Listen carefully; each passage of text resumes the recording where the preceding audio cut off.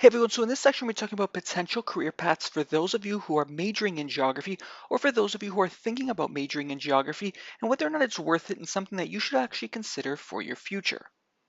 Now, of course, we can't touch upon all of the different positions that a geography graduate might look into. However, we can talk about a few different positions within the realm that you might be interested in if you have a degree in geography or if you're thinking about pursuing a degree in geography in the future. Also consider the fact that geography graduates might go on to pursue a variety of different positions in a multitude of different sectors. In some cases will have a very successful career in doing so as well.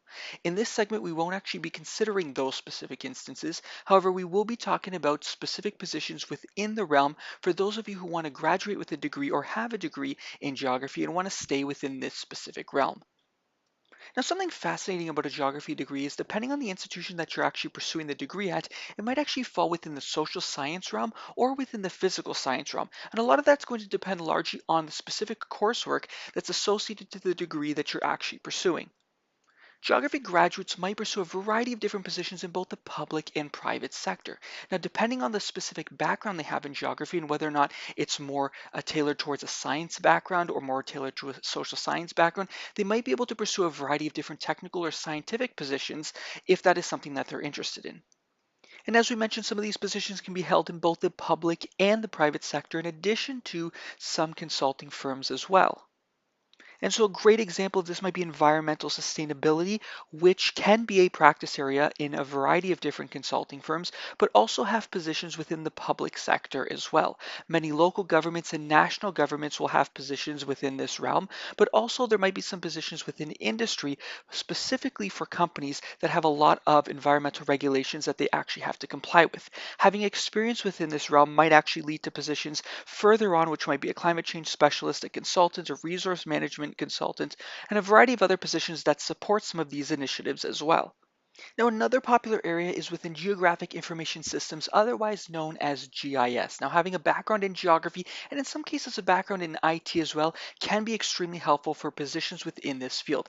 Now, positions in this field can be held within the government as well as within consulting firms as well and can be a very popular route for many people with the appropriate background.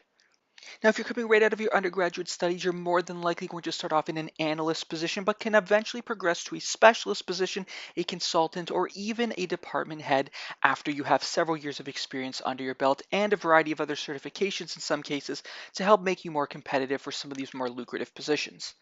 Now, another area that might actually interest you is within planning. Now, this can encapsulate everything from urban planning to site planning, community planning, urban design. There's a variety of different positions within this realm that you might actually want to consider if this is something that interests you. You'll more than likely start off as an assistant if this is an area that you actually want to get into, but with some years of experience and in some cases some additional certifications and some additional coursework, you might be able to progress to other positions also. Keep in mind that there are some universities that provide a master's degree within planning if this is something that you actually want to devote your career to, and it might be helpful for you in the future also. And so if you notice up until this point, we've been talking about a variety of different areas that you can actually consider, which could eventually lead to a multitude of different positions in the future once you have some experience under your belt. However, do consider that there are some specialist roles that you can either work towards or that you can kind of plan for in the future. A great example of that might be a cartographer, which is essentially developing or producing maps. Now, you might think that it's no longer as relevant as it was maybe 20 or 30 years ago, but the position itself might actually still exist, but just in a much different form and require a much different skill set now than it did 20 or 30 years ago. Also consider other specialist positions like environmental specialist, regulatory analyst, field technician, and really do consider the specific skills that are going to be relevant in addition to the undergraduate background that you might have, or maybe even the graduate background that you might have, so you can either work towards it or build up the relevant skills to make you as competitive for some of these positions as possible.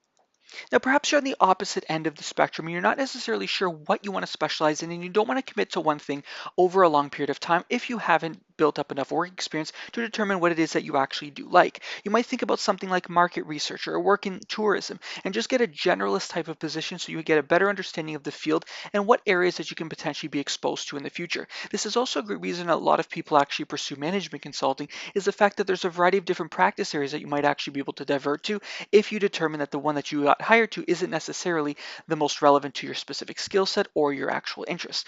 Also, the exit opportunities might be very compelling to a lot of people who want to specialize in something and then exit into the public sector or within an organization to be able to practice a lot of the skills that they were able to build up while they were in consulting. One of the things to actually consider is the fact that a geography degree by nature can be quite diverse. As we mentioned earlier in this segment, depending on the specific university and the specific department within the university that you're going to be pursuing this degree, you might have a very technical or science-based background. Now, this background might open you up for some positions that you might not have otherwise thought about. So, a great example of this might be hazardous waste planning, climatologist, soil conservationist, positions within waste management, or even in pollution control. Depending on your specific background, your specific interest, and maybe what your work experience was up until this point, you might be able to pursue some of these more specialized positions in a more science based realm.